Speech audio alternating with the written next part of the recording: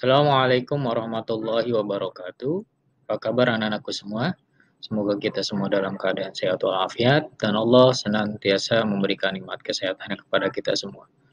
Baik anak-anakku sekalian, pada pertemuan hari ini, hari Selasa 11 Agustus 2020, ada dua materi yang ingin Bapak sampaikan. Yang pertama, materi menyimpulkan informasi. Ini hanya mengulang saja.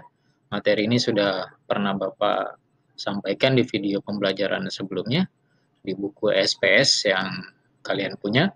Kemudian kedua ada materi kata baku dan tidak baku. Materi pertama menyimpulkan informasi. Sebagaimana penjelasan sebelumnya, ketika kita menyimpulkan informasi, kita harus melakukan langkah-langkah atau tahapan-tahapan sebagai berikut ya. Yang pertama, cari ide pokok dalam satu paragraf itu. Nanti akan Bapak lebih perdalam ide pokok itu apa. Kemudian cari kata kunci yang ada pada paragraf tersebut. Kata kunci yang sering muncul atau sering digunakan dalam satu paragraf dalam satu bacaan itu apa harus kita sudah tentukan. Kemudian kita harus membaca atau mendengarkannya dengan seksama. Ini kuncinya sebenarnya ya. Jika kita ingin bisa menyimpulkan satu informasi dari satu paragraf atau dari suatu bacaan. Terakhir, setelah tiga langkah sebelumnya sudah kita lakukan, baru kita bisa menyimpulkan kesimpulan dengan menggunakan kalimat yang singkat, kalimat singkat ya, karena ini bentuknya kesimpulan, jadi bukan penjelasan secara menyeluruh. Terkait dengan ide pokok ya, ada kaitannya dengan kalimat utama. Ya, kalimat utama itu apa? Kalimat utama adalah kalimat yang mengandung ide pokok atau gagasan utama dalam suatu paragraf. Dalam satu paragraf pasti ada kalimat utamanya. Ada satu kalimat utamanya ya. Untuk keberadaan kalimat utama ini, kalimat utama itu biasa terdapat bisa pada kalimat pertama atau bisa juga terdapat pada kalimat terakhir atau juga di kalimat pertama dan di kalimat terakhir ya. Kemudian terkait dengan ide pokok, ternyata ide pokok itu ada di dalam kalimat utama. Lalu perbedaannya apa? Nanti akan Bapak jelaskan selanjutnya. Dalam sebuah contoh biar lebih mudah dipahami. Di sini Bapak sajikan satu contoh paragraf, ya, satu contoh paragraf. Bisa Bapak baca dulu.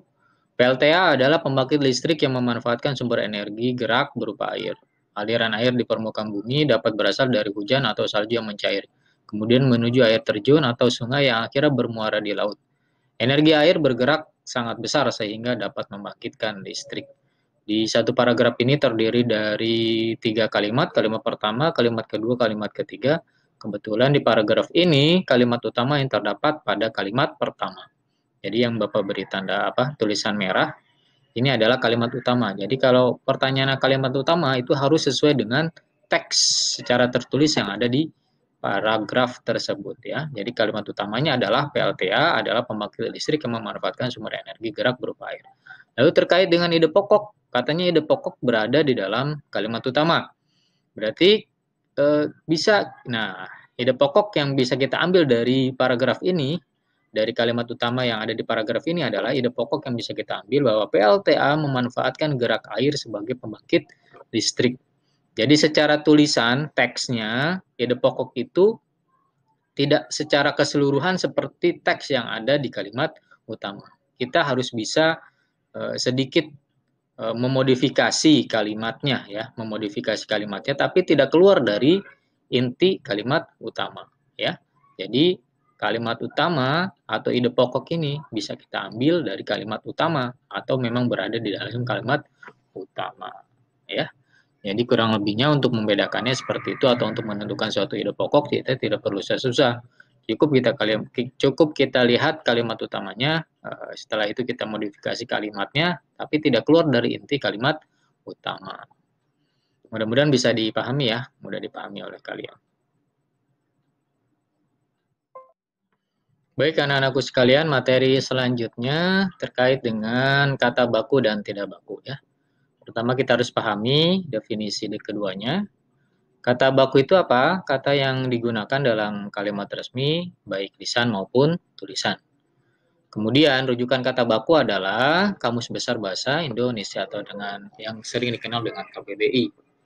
Jadi untuk kata baku ini sudah tertera ya, sudah tertulis di dalam Kamus Besar Bahasa Indonesia. Jadi tidak perlu mengarang karena memang sudah baku atau sudah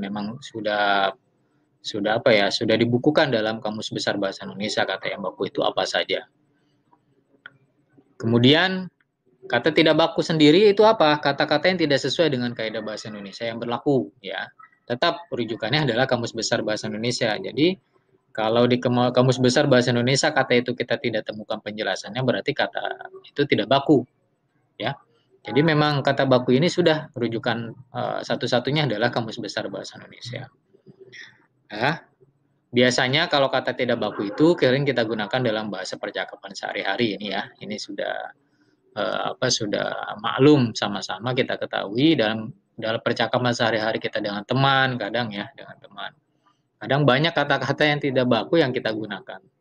Tapi karena memang dalam percakapan itu atau dalam komunikasi intinya adalah bagaimana kita saling memahami apa yang kita sampaikan atau ya lawan bicara yang kita sampaikan. Jadi kata baku ya jarang digunakan. Berbeda dengan misalkan dalam pidato-pidato resmi, dalam diskusi-diskusi resmi, atau dalam tulisan-tulisan resmi, membuat tulisan atau karangan tulisan yang resmi, itu harus kata baku yang digunakan.